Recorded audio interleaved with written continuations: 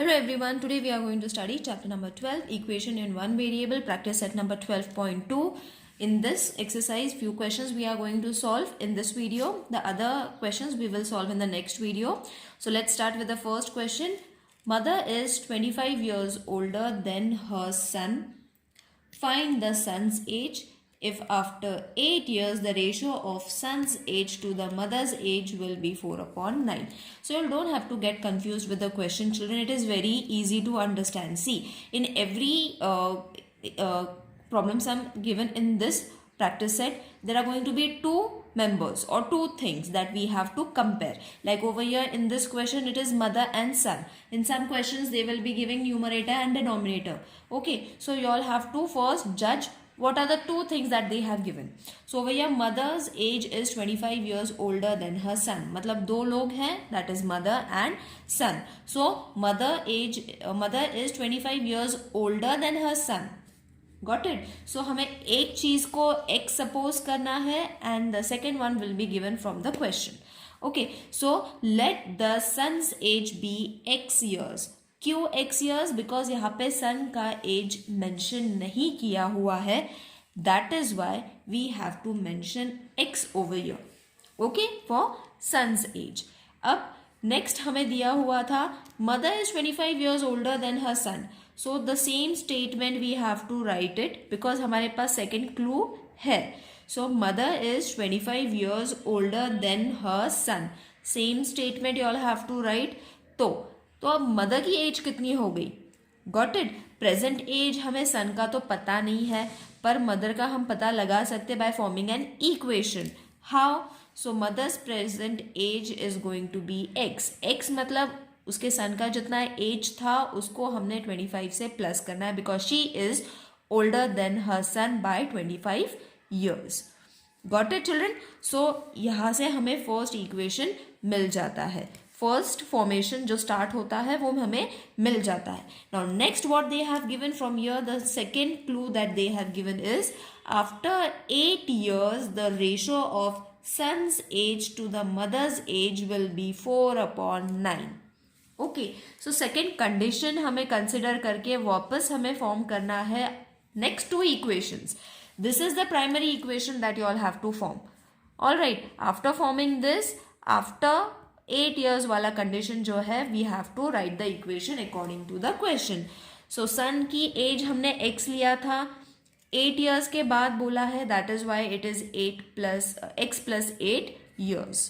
Okay, because after 8 years. तो ये x था फर्स्ट कंडीशन में, तो ये हो गया x plus 8 years second condition में. Second is mother's age is x plus 25 years. तो सेकेंड कंडीशन में क्या हो जाएगा? x plus 25 plus 8. 8 कहाँ से आया? Because after 8 years. तो इसको हमने 25 plus 8 को प्लस कर लिया, तो this is going to be x plus 33. So from the given problem sum हमें यहाँ पे 2 sets ऑफ इक्वेशन फॉर्म हो चुके हैं. ओके, सो अब हमें क्या करना है? We have to use the ratio that they have given. Okay, the fraction that they have given. So अब इसके आगे क्या करना है? From the given condition, from the given condition, इसके आगे बहुत easy है. The main part is forming this equation. Okay, from the conditions that they have given in the question. Got it? अगर ये हमें बराबर से मिल गया then the equation solving is very easy. So अब हमें क्या करना है? सन्स एज रेशियो दिया हुआ है, isn't it? So mother's age कितना था? 4/9. Right? Son's age and mother's age हमें कंपेयर करना है as to 4:9. So therefore son की एज कितनी थी? x plus 8 और मदर की एज कितनी है? x plus 33 is equal to 4/9.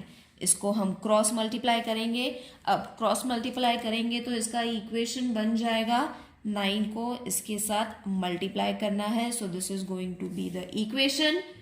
All right, 4 को इसके साथ मल्टीप्लाई करना है तो 4 बाहर, x plus 33 inside the bracket. Alright, so after this step it is very easy. 9 into x 9x plus 9 8s are 72. Okay, this I have already taught you all in the previous practice set, that is 12.1. link description box mein hai, you all can go and watch if you all are not able to solve this. Okay, next is 4x multiply करना है. 4 into 33 is going to be 132. Alright, अब हमें क्या करना है, like terms साथ में लेने हैं. So the like terms, before like terms I will write the equation again because मैंने page turn कर लिया है. So this was the equation. Okay, अब like terms हमने साथ में लेने, that is like terms. These are the like terms. Plus है तो when it will change its side it will change to minus 132, तो यही रह जाएगा. This is going to change its side, so it is going to be minus 72. Got it? Plus 72 हो जाएगा minus 72 because it is changing its side. Alright, अब simply इसको minus कर लो. This is going to be, sorry, this is going to be added. So this is minus हो जाएगा. So sorry, 9 minus 4 is going to be 5x, minus हो जाएगा और यहाँ पे भी माइनस ही होना है. So it is going to be 60. So therefore x is equal to 60 upon 5. 5 1s are 5 12s are. Therefore x हमें कितना मिल गया, 12. सो हमें क्या फाइंड करना था, सन की age. What is the age of the son. So therefore the son's present age, not age, present age, उसकी present age हमने फाइंड कर ली. दैट इज 12 years. Isn't it easy? The only tough part is forming the equation. But मैंने जैसे बताया है, अगर वैसे करोगे, if you are going to practice it, it is very very easy. Now next also same pattern we are going to follow, children. The denominator of a fraction is greater than its numerator. So denominator and numerator दो चीजें दी हुई है. This is the first clue. So it is greater, the denominator is greater than its numerator by 12. This is the first condition. If the numerator is decreased by 2 and the denominator is increased by 7, the new fraction is equivalent to 1 upon 2. Find the fraction. Okay, so यहाँ पे don't get confused. जैसे मैंने बताया first clue हमें मिल गया है, that is numerator and denominator दो चीजें है. Now let the numerator of the fraction be x. तो हमने numerator को x ले लिया because we have to find the numerator, isn't it? जो हमें find करना है उसी को हम x लेंगे. Next, the denominator of a fraction is greater than its numerator by 12. Greater बोला है इसीलिए x plus 12. Got it? तो हमें numerator मिल गया x, डिनोमिनेटर मिल गया x plus 12 because it is greater than numerator by 12. तो दो चीजें मिल गई. So therefore the fraction is x upon x plus 12. तो ये हो गया हमारा first condition solve. Next is if the numerator is decrease. Decrease मतलब माइनस हो गया. So the numerator is decreased by 2. Therefore the new numerator is going to be x. हमने पहले numerator को लिया था, सेकेंड हो जाएगा हमारा x minus 2. माइनस क्यों? बिकॉज क्वेश्चन में दिया हुआ है सेकेंड कंडीशन में that it is decreased. You all can check the question also. Okay. Next, तो अभी न्यूमरेटर मिल गया. Denominator, the new denominator that we have to get is that is the denominator is increased. Increased मतलब plus by 7. और पहले वाला हमने क्या लिया था, x प्लस 12. तो वही इक्वेशन को हमने यहाँ से यहाँ पे प्लेस करना है with plus 7 because it is increasing by 7. So इन दोनों को प्लस करो. The answer is going to be x plus 19. So once you all have got the equations, these are the two equations, हमें solve करना है from the given condition. So therefore, from the given condition, x minus 2 जो हमारा numerator था, x plus 90. So अब हमारा equation ready है, we have to cross multiply it.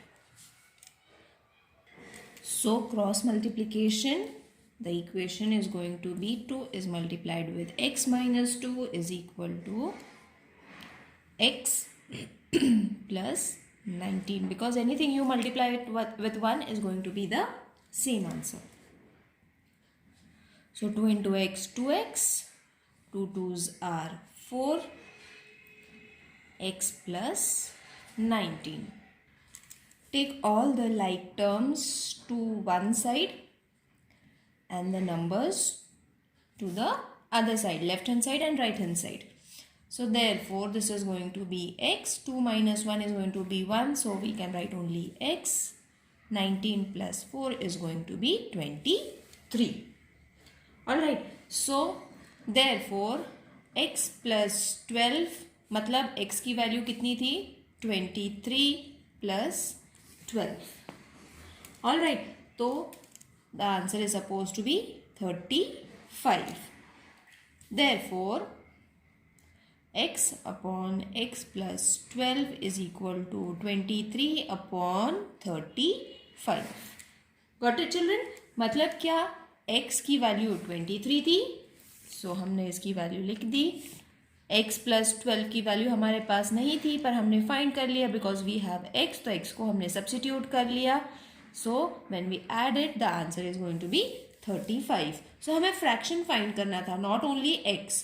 So therefore the fraction is 23 upon 35. Let's move on to the next question. The ratio of the weight of copper and zinc in brass is 13:7. Find the weight of the zinc in a brass utensil weighing 700 grams. So इसमें भी जो conditions दी हुई है यहाँ पे copper and zinc ऐसे दो चीज़ें दी हुई है, तो हमने एक को सब्सिट्यूट करना है और दूसरे को भी हमें सब्सिट्यूट करना है यूजिंग एक्स. बट यहाँ पे हमें रेशोज दिए हुए हैं. किस रेशो में वो लोग मिक्स होते हैं, that is copper and zinc. किस रेशो में मिक्स किया गया है, that is given. So the ratio of the weight of copper and zinc, alright, in the brass is 13:7. So copper and zinc दो चीजें थी, उनको किस क्वांटिटी में मिक्स किया गया है, that is also been given. Okay, so 13 हो जाएगा कॉपर के लिए, 7 हो जाएगा जिंक के लिए. Okay, so what we have to do? Let the weight of copper be 13x gram. Let the weight of zinc be 7x grams. Okay, so अभी हमें find क्या करना है? Find the weight of zinc in the brass utensil. Okay, तो हमें zinc का weight find करना है. Got it? Zinc का weight, not copper. Zinc का weight. तो कैसे find करेंगे? So from the given condition जो भी हमारे पास था, हमने उसको suppose कर लिया. Got it? तो from the condition or from the given condition, 13x plus 7x is equal to 700. Isn't it?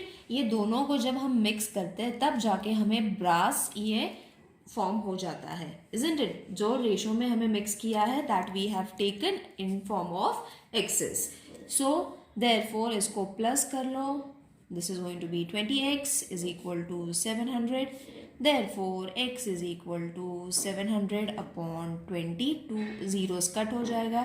2 1s are 2, 2 3s are 6, 2 5s are 10. तो हमें x मिल जाता है. ओके, सो x कितना मिल गया? 35. सो अभी आंसर मिला नहीं है. We have to multiply it, isn't it? सो किससे मल्टीप्लाई करना है? x को ये नंबर से मल्टीप्लाई करना है, that is the answer. Therefore हमें फाइंड करना है only the weight of the zinc. तो जिंक का ही लेंगे, कॉपर का नहीं लेना है. The weight of zinc is 7x grams, isn't it? So therefore 7 into x कितना था? 35. So answer is going to be 245 grams. So हमें आंसर मिल गया. Because we have to only find the weight of zinc, not the copper. So the weight of zinc in a utensil